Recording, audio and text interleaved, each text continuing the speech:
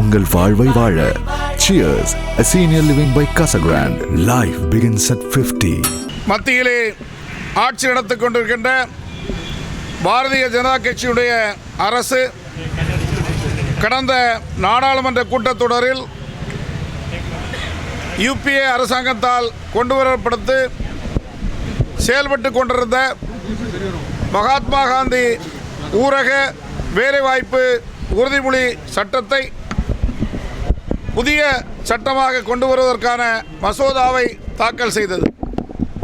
அதன் அடிப்படையில் பாராளுமன்றத்தில் அனைத்து எதிர்க்கட்சிகளும் ஒன்றாக இணைந்து இந்த சட்ட திருத்தத்தை வாபஸ் வாங்க வேண்டும் அல்லது இதை ஜேபிசி என்று சொல்லக்கூடிய ஜாயின்ட் பார்லிமெண்ட் கமிட்டிக்கு திருப்பி அனுப்பி அதை படித்து பாராளுமன்றத்திலே கொண்டு வர வேண்டும் என்று கோரிக்கையை கூட ஏற்றுக்கொள்ளாமல் அவர்கள் தங்களுக்கு இருக்கின்ற செல்வாக்கை பயன்படுத்தி இந்த சட்டத்தை அமலுக்கு கொண்டு வந்திருக்கின்றார்கள்.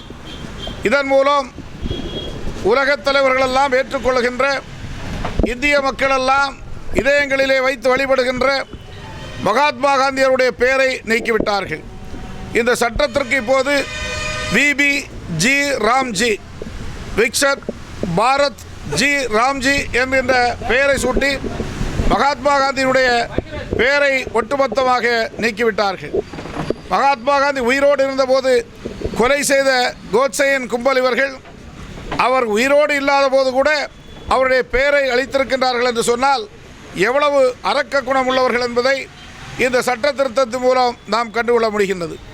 இந்த சட்ட திருத்தத்தின் மூலம் 60% தொகை மட்டும்தான் மத்திய அரசும் 40% மாநில அரசுகளும் கொடுக்க வேண்டும் என்று ஒரு சரத்தை கொண்டு வந்திருக்கின்றார்கள். அது மட்டுமல்லாமல் வேலை இருந்தால் மட்டும்தான் வேலை கொடுக்கப்படும்.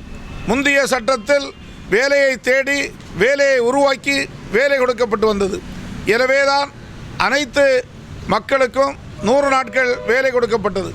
கடந்த சில ஆண்டுகளாக இந்த திட்டத்தை நீர்த்து போக செய்கின்ற விதத்தில் வேலை நாட்களை குறைத்தார்கள். மாநில அரசுக்கு வழங்க வேண்டிய மத்திய அரசினுடைய நிதியை கொடுக்காமல் புறக்கணித்தார்கள்.